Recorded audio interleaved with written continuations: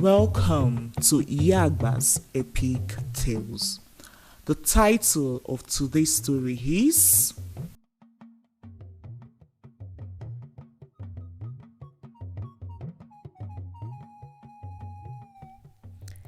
In part 1, we saw a woman called Amaebi who was barren for 10 years. In a bid to get solution to her childless situation and to stop the taunting from her co-wife Tonye, Amaebi had visited numerous herbalists, native doctors, and spiritual homes.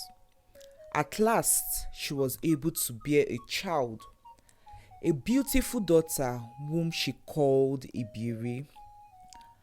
However, as Ebiere matured and was on the verge of being betrothed in marriage, two spirit beings, Lord Makaja and a water spirit, which were the last two spiritual houses her mother Amaebi had visited before she became pregnant and had her, appeared separately on various occasions, each claiming to be the one who had given Amaebi the child, and demanded that Ebiere be returned to them as she was their bride or face a dire consequence.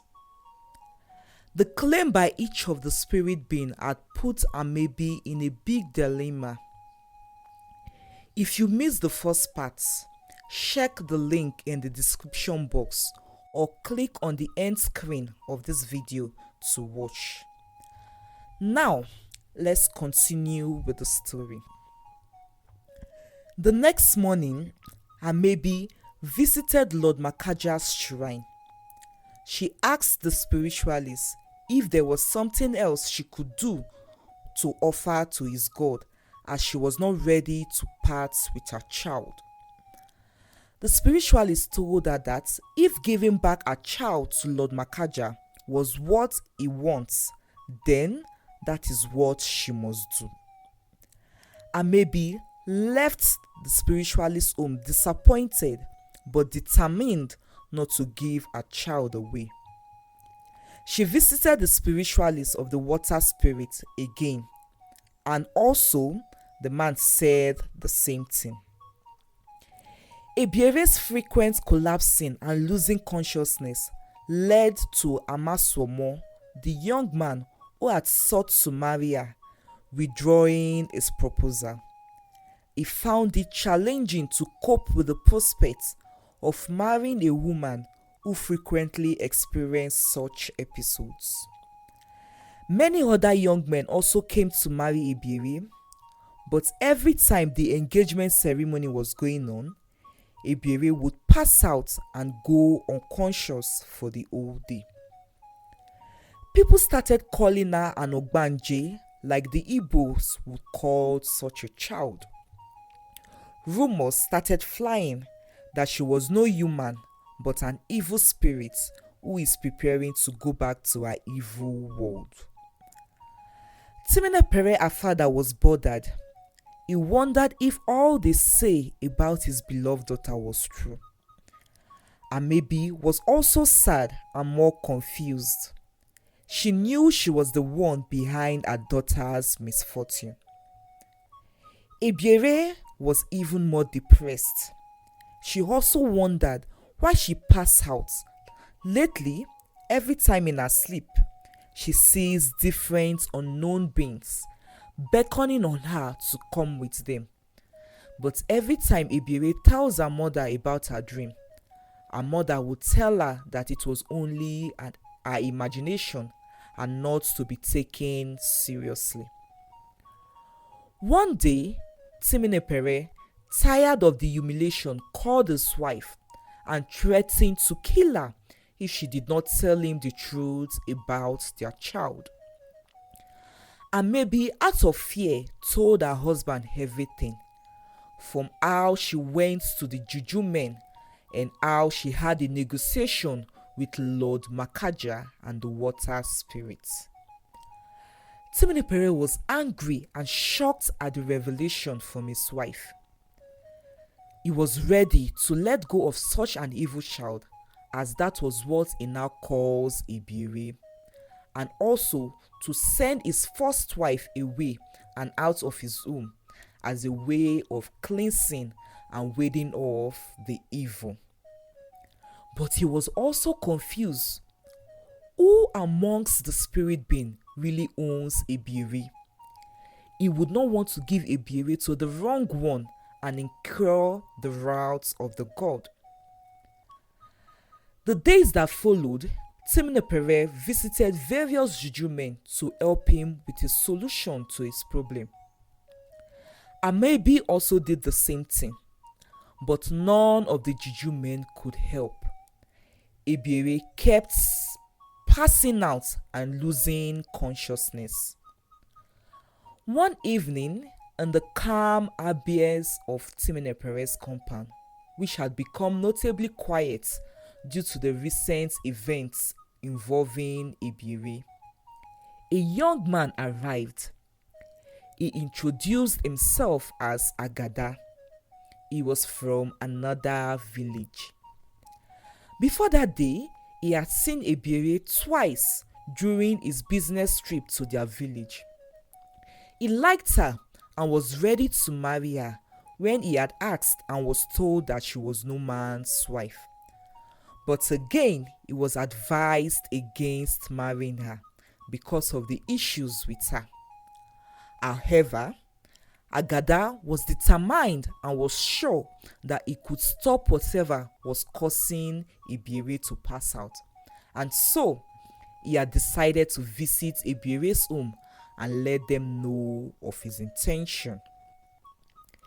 Ebiere's father asked the young man to go back as he cannot give out his daughter to any man right now.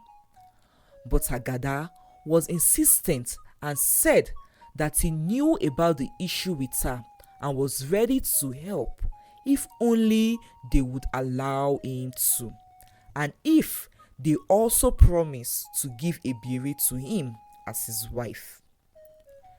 Seeing how determined he was, Amaebi told him all that transpired from how she conceived Ebiere to the very present period.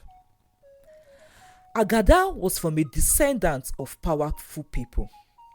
Centuries ago, his ancestor was blessed by Tamara with a great power for a mighty good deed he had done in the past. This power was passed down to his forefathers from generations, and now the power rests on Agada. The power was a power to ward off any evil and speak to any spirit being, whether they be from the air, from the land, or from water, and that the spirit being would listen and grant them their request. After hearing all that Amaebi had said, Agada told them to get ready the next day in the early hours of dawn, as he would summon both spirits who is laying claim to Ebiere and negotiate with them. True to his word, in the early hours of the next day, while the whole household was gathered, Agada summoned Lord Makaja and the water spirits. After he summoned them, they started speaking. But as they argued as to which of them had the rights over Ebiere, it was revealed that none of them actually did help Amaebi to conceive. Amaebi was already 1 month pregnant through natural means without her knowledge when she had sought assistance from both of them. Both Lord Makaja and the water spirits were only trying to lay claim to Ebiere as a way of getting more souls to their kingdom. Since Amaebi had had a connection with them, they had used their evil power to cause havoc to Ebiere, to make her get scared and give them what they want. Agada, in anger, warned them to stay away from Ebiere and from the household and to disturb them no more. They bowed in agreement and disappeared. The whole household was relieved, but more especially Amaebi. She was relieved at the revelation. No wonder she had wondered why the duration of her own pregnancy was strange. She regretted her actions. If only she had listened to her husband and other well-meaning friends and remained patient and had not gone to those evil juju men, she wouldn't have lost her peace and subjected her daughter to such ridicule. Weeks later, Ebiere was given in marriage to Agada. Everything went on smoothly and the passing out stopped. The moral of this story is that we should learn to be patient and not seek evil means to get what we want. Secondly, we can see that it is bad to mock people for what they go through, as such action can push them to do something evil or bad out of pressure, and maybe was mocked by her co-wife and a few others, which was what contributed to her impatience and desperation. Lastly, husbands and family members should not neglect their loved ones during hard times. Ebiere had neglected his wife when she had no child and had gave his attention to only his second wife. I hope you enjoyed this story. Did you learn anything from this story? I would like to know. Please share in the comment section below. Thank you for watching. See you in our next video. Bye.